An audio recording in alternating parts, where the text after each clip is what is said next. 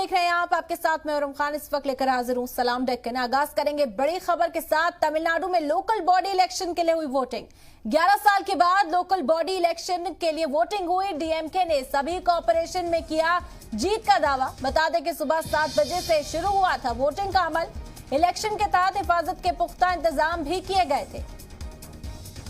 तो इस वक्त अहम खबर आप तक पहुंचा रहे हैं। तमिलनाडु में आज लोकल बॉडी इलेक्शन के लिए वोटिंग हुई। 11 साल बाद वोट डाले गए आज लोकल बॉडी इलेक्शन के लिए। आपको बता दें कि डीएमके ने इस दौरान ये दावा किया है कि बड़ी जीत हासिल होगी।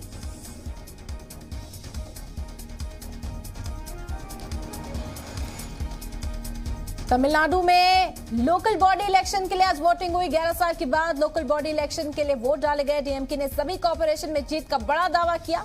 बता दें कि सुबह 7 बजे से शुरू हुआ था वोटिंग का अमल और हिफाजत के लिए जो पुख्ता इंतजाम थे उनका भी यहां पर मुसलसल जायजा लिया गया।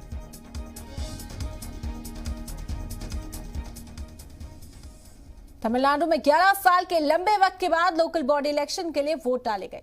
एक ही मरहले में सुबह 7 बजे से शाम 6 बजे तक वोटिंग का अमल चला। लेकिन लोकल बॉडी इलेक्शन के तहत 21 नगमों 138 नगर पालिकाओं और 490 नगर पंचायतों में 12,607 औहदों के लिए वोटिंग की गई। इस दौरान तमिलनाडु के सीएम अपनी जमहूरी हक का इस्तेमाल किया। सीएम एमके स्टालिन ने चेन्नई के तोयनपेट में एआईआईटी कॉलेज में पोलिंग सेंटर पर अपना वोट डाला। इस दौरान उन्होंने दावा करते हुए कहा कि हमारा इत्तेहाद सभी 21 नगमों को जिताएगा। तो तमिलनाडु में आज से लोकल बॉडी इलेक्शन के लिए वोटिंग हुई और 11 साल के बाद government and with the chief minister. So I think the performance and that will be definitely reflected in the local body elections, and it will be a very good victory for the DMK. Women who've been given these opportunities should take this opportunity very seriously, and they should come forward, be in the field, interact with people, and take it as an opportunity for their future and the future of many women.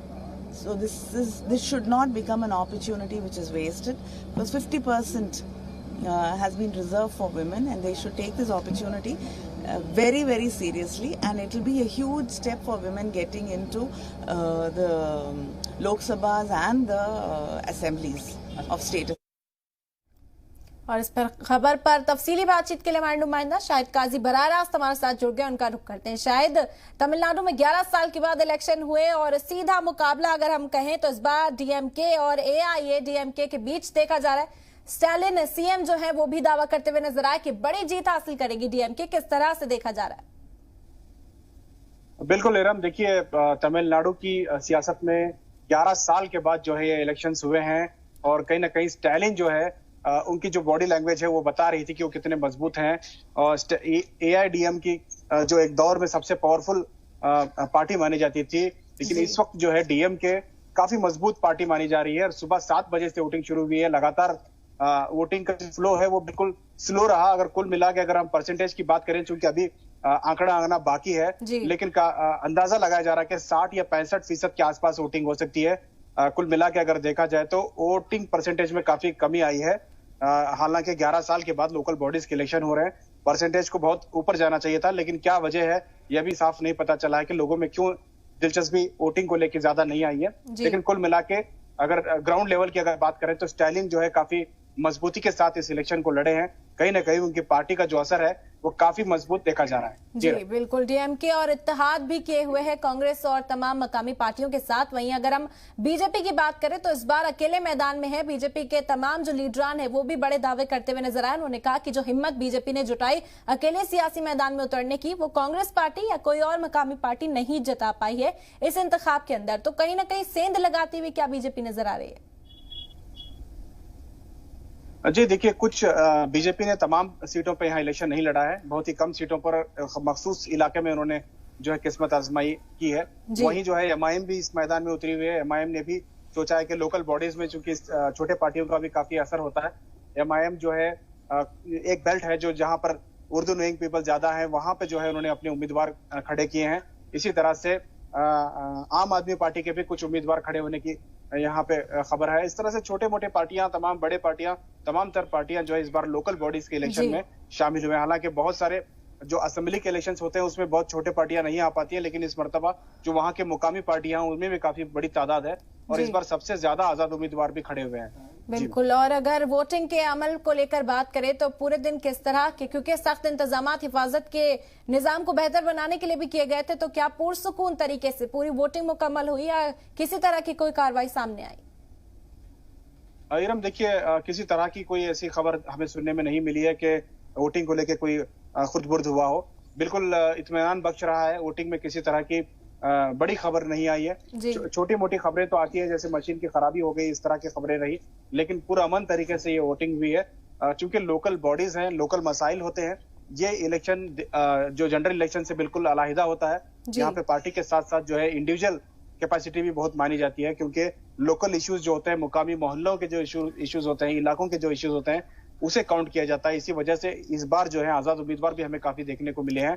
इसी तरह से दीगर पार्टियां भी किस्मत आजमा रही हैं। देखना होगा कि किस तरह से बीजेपी जैसी बड़ी पार्टी भी यहाँ अपनी किस्मत आजमा रही है। पहली मर्तबा अपने दम पर उन्होंने इलेक्शन लड़ने का फैसला किया। हालांकि तमिलनाडु एक ऐसा बेल्ट है जहां पर नेशनल पार्टियों को मुकाम बनाना बहुत मुश्किल होता है, क्योंकि यहाँ जो जबान का मसला है वो सबसे अहम है।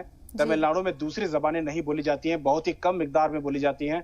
आरकाट के इलाके में थोड़ी बहुत उर्दू हिंदी बोली जाती है, बाकी तमाम जो तमिलनाडु है वहां पे जो है तमिल ही बोली जाती है, जिस वजह से मरकजी सतह पे काम करने वाली हिंदी पार्टियों को जगह मिलना बहुत मुश्किल होता है।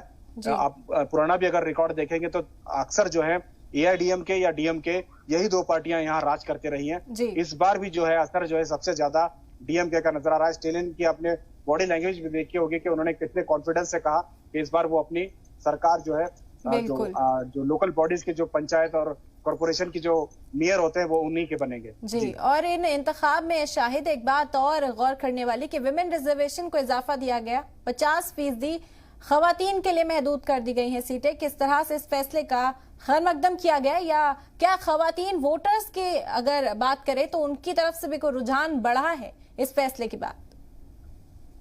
बिल्कुल एक अच्छी पहल है। खवातीन को मेन स्ट्रीम में लाने के लिए, सियासत में लाने के लिए एक बहुत ही अच्छी पहल है। और इसी का आपने सुना होगा कि कनीमोजी ने भी ये बात कही कि इसकी जो कामयाबी है वो कहीं ना कहीं खवातीन की कामयाबी है। उनके बोलने का मतलब भी यही था कि रिजर्वेशन इस बार खवातीन को ज्यादा मिला है।